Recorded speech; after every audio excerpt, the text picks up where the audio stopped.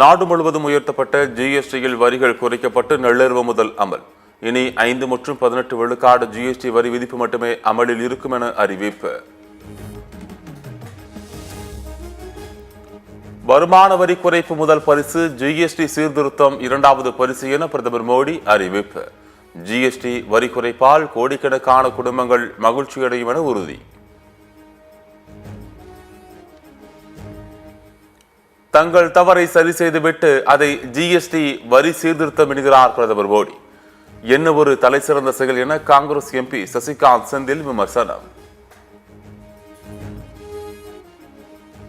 8 ஆண்டுகளாக ஜிஎஸ்டி கொடுமையால் மக்களின் தூக்கத்தை கெடுத்து சிவராத்திரி ஆக்கியதற்கு யார் பொறுப்பு?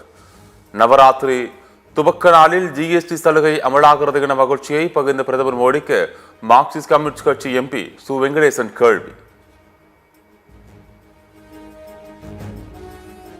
நபிகள் நாயகம் பற்றி பாடத்திட்டத்தில் சேர்ப்பது குறித்து கோரிக்கை பரிசீலிக்கப்படும் என முதலமைச்சர் ஸ்டாலின் உறுதி. வக்ஃபு சட்டத்தில் அதிமுக கபட நாடகம் நடத்தியது என குற்றச்சாட்டு. எஸ்டிபிஐ தலைவர் சகோதரர் நெல்லை முபாரக் அவர்கள் நபிகள் நாயகம் அவர்களை பற்றி பாடத்திட்டத்தில் சேர்க்க வேண்டும் என கோரிக்கை வைத்தார். அந்த பெருந்தகை அவர்களை பற்றி தமிழ்நாட்டு பாடநூலில் சேர்க்கப்பட்டிருக்கிறது என்பதை நான் மகிழ்ச்சியோடு தெரிவித்துக் கொள்கிறேன்.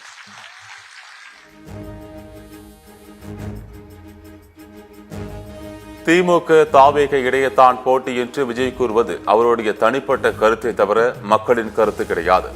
தேர்தல் சுற்றுப்பயணம் குறித்து மட்டுமே நயினா நாகேந்திரன் தன்னுடன் ஆலோசித்ததாக எடப்பாடி பழனிசாமி விளக்கம். ஷூட்டிங்கில் இருக்கும் விஜய் அரசியலுக்கு வருகிறார். அரசியலில் இருக்கும் முதலமைச்சர் ஷூட்டிங் செல்கிறார். பாஜக மூத்த தலைவர் தமிழிசை சவுந்தரராஜன் விமர்சனம். ஷூட்டிங்ல இருந்த விஜய் அரசியலுக்கு வந்துட்டாரு. அரசியல் இருந்த முதலமைச்சர் ஷூட்டிங்ல இருக்காரு. தினம் ஒரு விதவிதமான சட்டையை போட்டுட்டு எதையோ பேசிக்கிட்டு இதெல்லாம் தவிர்க்கணும்.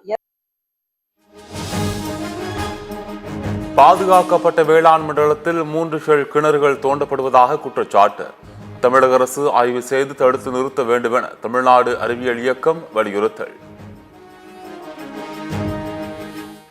பாதுகாக்கப்பட்ட வேளாண் மண்டலத்துல இன்றைக்கு 3 இடங்கள்ல எண்ணெய் எடுப்பு பணிகள் தொடங்கப்பட்டு அது நிறைவு பெற்றதாக கடந்த 3 ஆண்டுகளாக குறிப்பிடப்பட்டு வந்தது.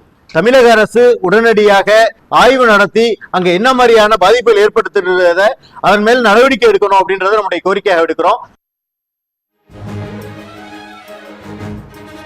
2027ஆம் ஆண்டு இறுதியில் புல்லட் ரயில் சேவை தொடங்கும். மத்திய ரயில்வே அமைச்சர் அஸ்வினி வைஷ்ணவ் தகவல்.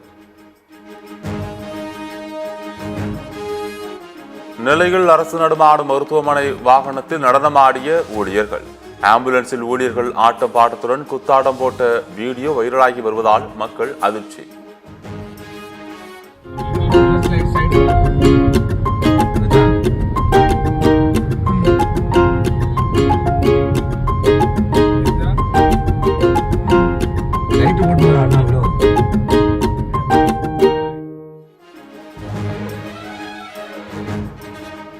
திருக்கழுங்குன்றம் அருகே லட்டூர் கிராமத்தில் நெல் கொள்முதல் நிலையம் திறக்காததால் விவசாயிகள் அதிருப்தி. திமுக நிர்வாகிகள் அதிகாரிகளை விரட்டி வேறு இடத்திற்கு எடுத்துச் சென்றதாக குற்றச்சாட்டு. ஒரு ஆளுக்கு 200 மூட்டை 300 மூட்டைக்கு மேலே லட்டூரில் தந்து நெல்லை சேவ் பண்ணி வச்சிட்டோம். இது வரைக்கும் டிபிசி வருதுன்னா நேற்று வருதுனாங்க வந்து திருப்பி மறுபடியும் எடுத்து முட்டாங்க. இந்த மழை நைட்டுக்குள்ளே வந்த மழை என்ன ஆகும்னு எங்களுக்கு அச்சமாக இருக்குது. எனவே இது அரசாங்கம் தலையிட்டு உடனடியாக டிபிசிக்கு லட்டூர் பஞ்சாயத்துக்கு வரபடி கேட்டுக்கொள்கிறேன். 1 மணி நேரத்தில் 496 கிலோமீட்டர் வேகத்தில் சீறி பாய்ந்த BYD கார். ஜெர்மனியில் உச்ச வேகத்தில் பறந்து உலகின் அதிவேக கார் என்ற வரலாறு படைத்த காட்சிகள் இணையத்தில் வைரல்.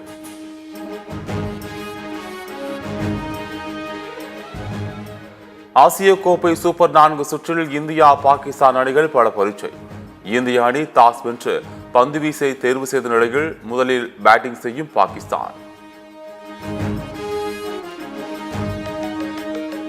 பாகிஸ்தானுடன் தொடர்ந்து கை குலுக்காமை கொள்கையை கடைபிடிக்கும் இந்திய அணி.